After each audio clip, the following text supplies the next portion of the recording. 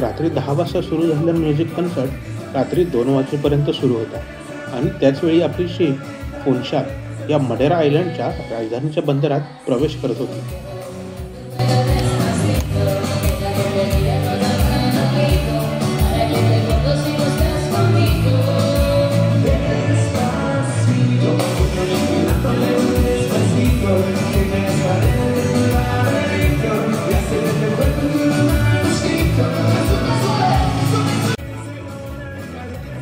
या सिरीजच्या पहिल्या भागात सांगितल्याप्रमाणे आपण लास पाल्मास या बंदरावरून प्रवासाला सुरुवात केली होती आणि दुसऱ्या भागात दाखवल्याप्रमाणे संपूर्ण दिवस समुद्रात प्रवास करून आपण तिसऱ्या दिवशी पहाटे मडेरा या आयलंडला पोहोचलो.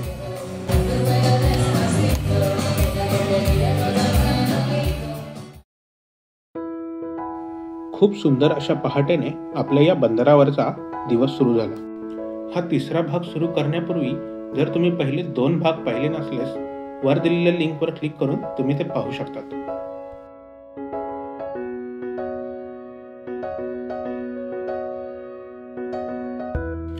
बाहेरचं सुंदर दृश्य पाहता पाहताच आम्ही कॅसानोवा या रेस्टॉरंटमध्ये ब्रेकफास्ट केला. आजचा पूर्ण दिवस काही ना काही ऍक्टिव्हिटीज असल्यामुळे ही एनर्जी अत्यावश्यक होती.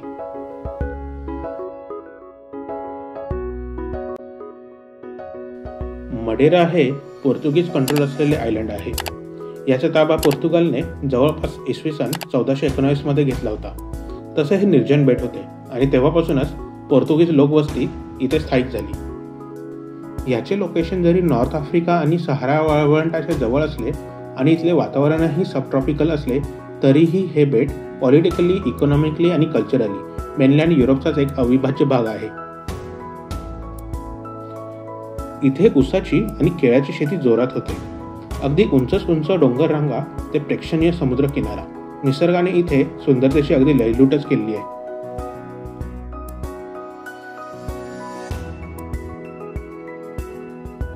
हे जे फुनशाल शहर याची खासियत म्हणजे जगप्रसिद्ध फुटबॉलपटू क्रिस्टियानो रोनाल्डो याचे हे जन्मशहर.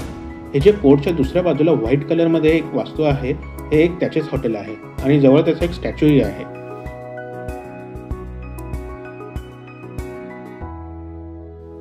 मडेराच्या पोर्टवर जेव्हा ही शिप उभी होती तेव्हा एक ड्रिल म्हणून या शिपवरच्या ह्या लाईव्ह बोट्स इथल्या पाण्यात उतरवण्यात आल्या आणि त्याची एक टेस्टही घेण्यात आली.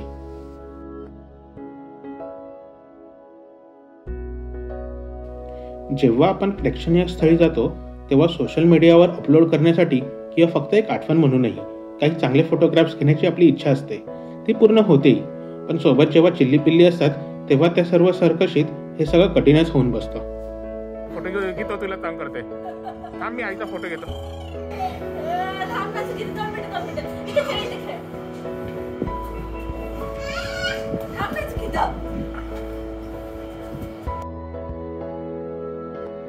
मी आणि विद्या जेव्हा कुठेही फिरायला जातो तेव्हा आम्ही स्वतःहूनच फिरणं पसंत करतो.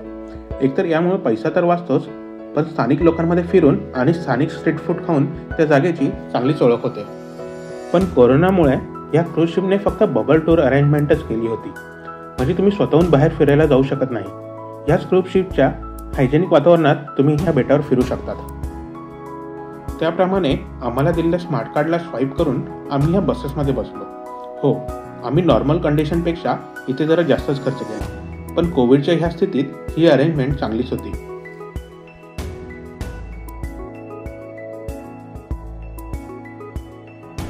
या मडेरा बेटावर फिरण्याचा आम्हाला खर्च प्रत्येकी 50 युरो म्हणजेच एकूण 100 युरो झाला. जर आम्ही कोरोनाच्या आधीच्या काळात येऊन स्वतःहून साईटसीइंग केली असती तर आम्ही 50% खर्च वाचवू शकलो असतो.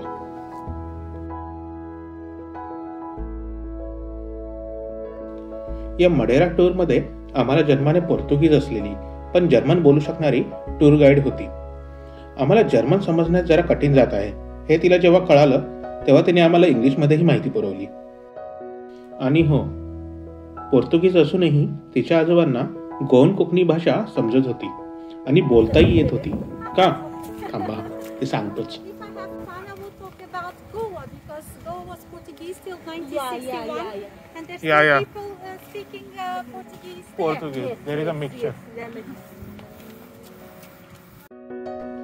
या पोर्तुगीज टूर गाईडच्या वडिलांचा जन्म हा आपल्या गोव्यातलाच, कारण तिचे आजोबा तिथे पोर्तुगीज अधिकारी होते.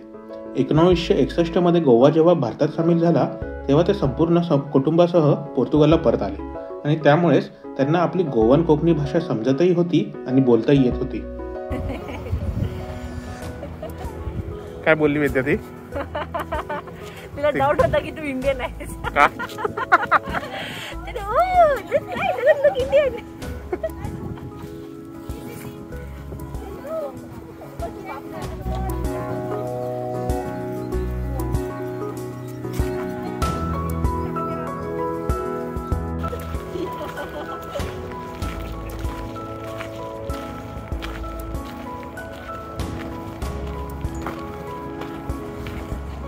तिथे आपली शिप आहे. या मडेरा टूरचा पहिला स्टॉप होता पिको डॉस बार्सेलॉस.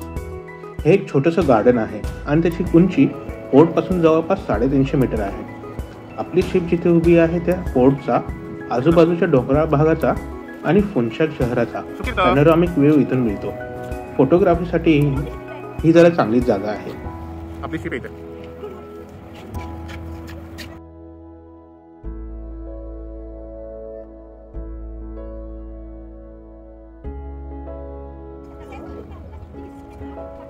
ही टूर गाईड इथल्या जागेची जरा जर्मनमध्ये माहिती देत होती.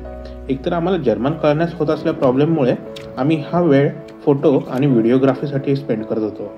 नंतर ती आम्हाला इंग्लिशमध्ये माहिती तसेही पुरवतच होते.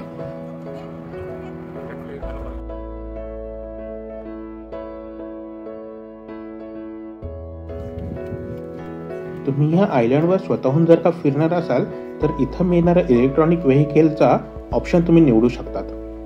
आणि तसेही साईट सीइंग करण्यासाठी सर्व ठिकाणं लोकल ट्रान्सपोर्टेशनशी चांगलेच जोडलेले आहेत.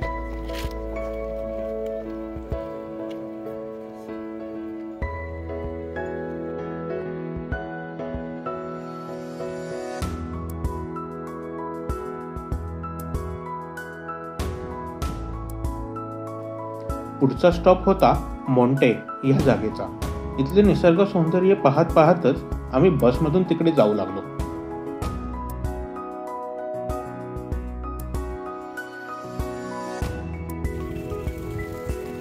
हे एक बोटॅनिकल गार्डन आहे.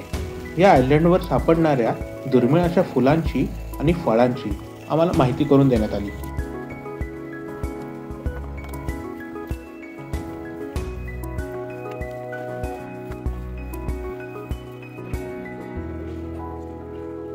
हे मॉन्टे या परिसरातलं our lady of mount church आहे. 15व्या शतकात या चर्चची निर्मिती झाली. 1748 मध्ये आलेल्या भूकंपानंतर आजूबाजूचा परिसर हा सुरक्षित राहिला आणि ह्या आर लेडी चर्चमुळेच हे सर्व परिसर सुरक्षित राहिला अशी इथल्या लोकांची भावना झाली आणि तेव्हापासूनच या चर्चचं महत्त्व इथं खूपच वाढलं. आम्ही युरोपात खूप सारे चर्चेस आणि कॅथेड्रल फिरलो आहोत. तिथले डिझाईन्स आणि ह्या चर्चचे डिझाईन ह्यात आम्हाला खूपच फरक वाटला. ह्या चर्चचं डिझाईनचं आणि आपल्या गोव्यातल्या चर्चेसचं मला साधर्म्य खूपच वाटलं.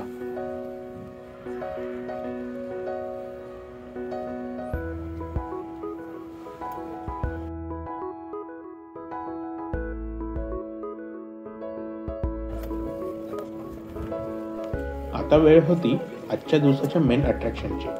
मोंटे या परिसरात गेल्या 101 वर्षापासून होत असलेले या बास्केट राईड्स टुरिस्टमध्ये खूपच लोकप्रिय आहेत. जवळपास 2 किलोमीटर अंतर या बास्केटमध्ये बसून आपण पूर्ण करतो. या राईडचा अंदाजे खर्च 30 युरो पर बास्केट हा आहे. आमच्या टूर पॅकेजचा एक पार्ट असल्यामुळे आम्हाला ही फीज माफ होती.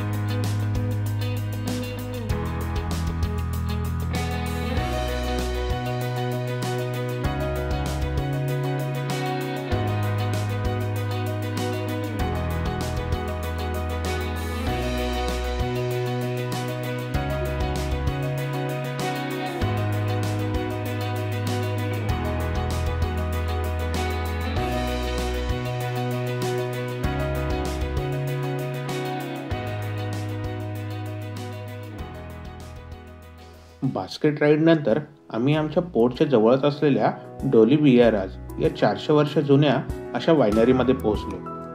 इथली वाईन मडेरा वाईन म्हणून जगप्रसिद्ध आहे. आम्ही आता इथे वाईन टेस्टिंगच करणार होतो.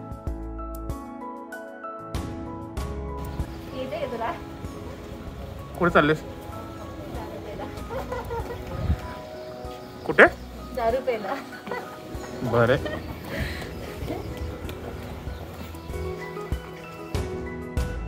सुकेतला सांभाळणं आणि ह्या संपूर्ण सिरीजचं शूटिंग करणं हे आमच्यासाठी तारेवरची कसरतच होती. टेकवर टेक घेऊन माझ्या फोनची बॅटरी आणि स्पेस दोन्ही लवकर संपत होतं.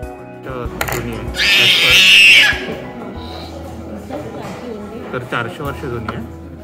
तर इथं आपण टेस्टिंग करणार आहोत आणि जर आवडली तर विकतही घेऊ शकता. जरा जास्तच महाग आहे. आम्ही काय एवढे वाईनचे शौकीन नाही आहोत. तर वाईन टेस्टिंगसाठी आलं आहे. आम्हाला वाईन मिळाली. सुकृत तू हे तर आम्ही वाईन टेस्टिंगसाठी आलो आहे फुन्शालमध्ये मडेराच्या 400 वर्ष जुने. सुकृत हे पाहिजे तुला. हां तर आपण टेस्टिंग करूया.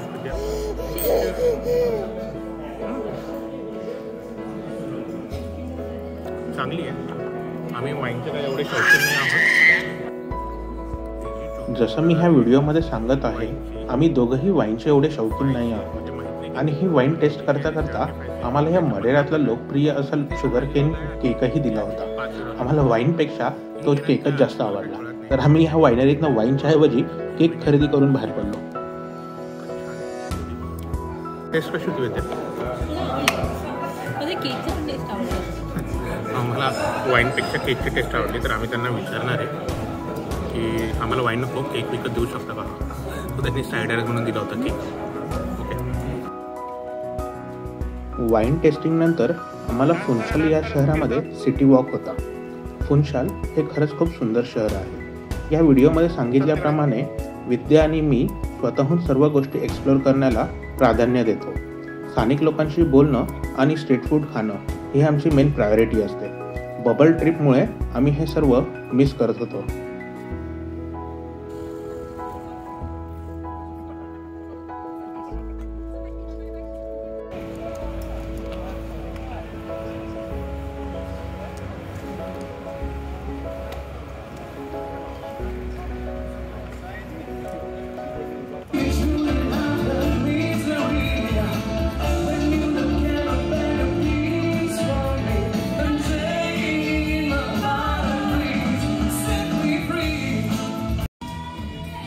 शिपवर परतल्यानंतर थोडा आराम करून आम्ही डेक 6, 7 आणि 8वर असणाऱ्या मोठ्या थिएटरमध्ये पोहोचलो. इथे काही प्रोग्राम सुरू होते. याच थिएटरमध्ये live songs, movies, quiz competition आणि अक्षरशः सर्कशीचेही कार्यक्रम होतात.